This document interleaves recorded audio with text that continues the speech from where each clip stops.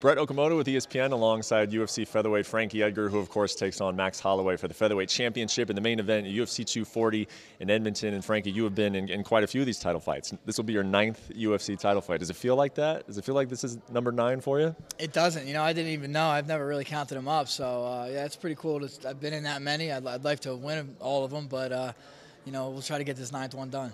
First one since 2016. Does it feel like it's been that long since you've been in a championship fight? And what's that wait to get back here been like for you?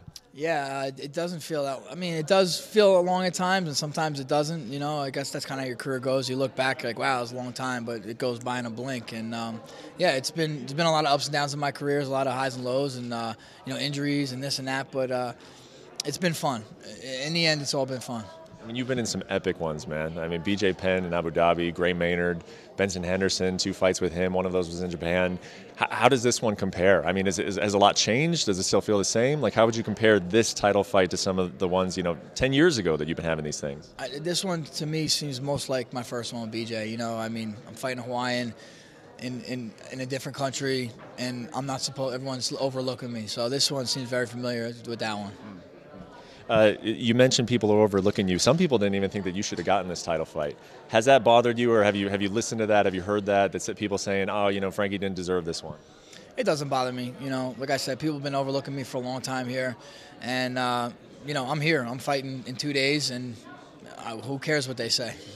I was talking to Mark Henry, and he said that he's been getting is Frankie Edgar too old? Is he getting past his prime as far back as the Chad Mendes fight in 2015? But I did want to ask you, Max Holloway is 10 years younger than you. Is there an advantage that you are going up against in a guy that is 10 years younger than you? I mean, I don't know. I don't think so. I feel just as good as I did 10 years ago.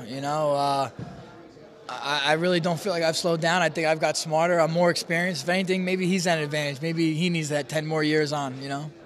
Has there ever been any time during the last 10 years where you kind of felt like, am I still loving this as much as I used to? Do I still want to get up and put my body through this every day? Has there ever been any moments like that in the last 10 years? It never has. After a loss, you're always like kind of, kicking yourself a little bit, but never once have I said, do I not want to do this? One thing I saw you say to another outlet is that one big key against Max Holloway is you need to get him to second guess himself. What did you mean by that? I mean, he's coming off a loss, and his confidence was roaring high before that fight, and I mean, he's still a pretty confident guy, as he should be. But I think when you're that confident and you start second guessing yourself, that's when kind of the walls can close in on you.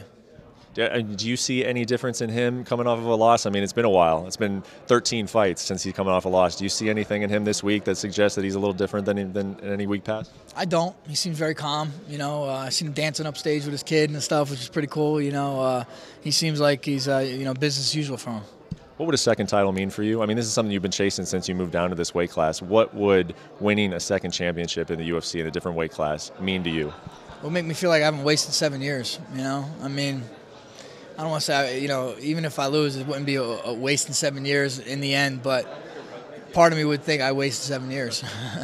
It's got like an all or nothing approach, that if you don't get it done, then it was just like, what else could I have been doing the last 7 years? Yeah, I mean, I don't know if I'd want a real job or anything like that, but yeah, I mean, I did this to be the #1 guy in the world forever. As soon as I stepped into the UFC, I wanted to be a world champion. That feeling has never left me, so if I get it done, I did it right. It reminds me of a story that your mom told me last week, that it was like even through high school and college that you had great wrestling careers, but you never quite won the big one, and that win over BJ Penn in Abu Dhabi sort of erased that. Did it? And is that sort of what you're still kind of referring to with this fight? I am. I tasted that greatness when I won that title, and I've been chasing that ever since. And I've definitely come up short in my wrestling career a lot. Second here, second there, and that's tough to swallow, and I kind of been there since I lost that title. I came up twice, with Benson Henderson, twice with Aldo, so I want to feel that greatness again.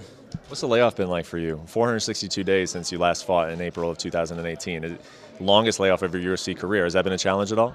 It has been. There were some depressing days. Luckily I have a family and people around me that don't let me, get too much in a hole, but it was tough. People told me, oh, it might take a year, it might take 7 months to heal, and I'm like, I'm not like you, buddy. But it really took me 6 months, and probably because I was trying to train and do stuff, and I'd get a little hiccup, I'd get a little setback, but yeah, it took a while and it was tough, but I mean, I do. I still feel like I somehow improved. I'm a better fighter than I was before I got injured.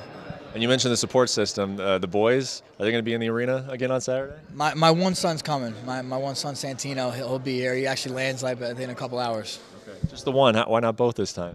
You know, my older one, honestly, he wanted to go sleep at his buddy's house. So, you know, I was like, all right, man, go ahead, do your thing.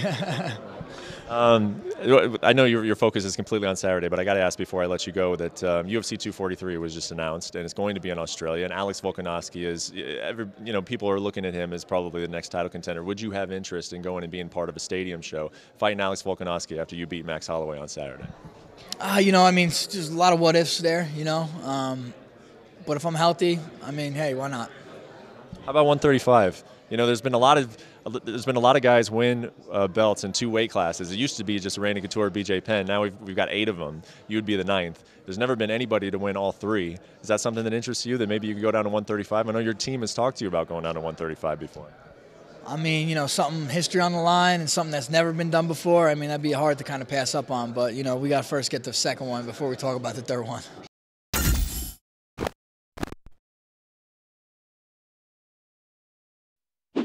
Thanks for watching ESPN on YouTube. For more sports and analysis, download the ESPN app. And for live streaming and special content, subscribe to ESPN+.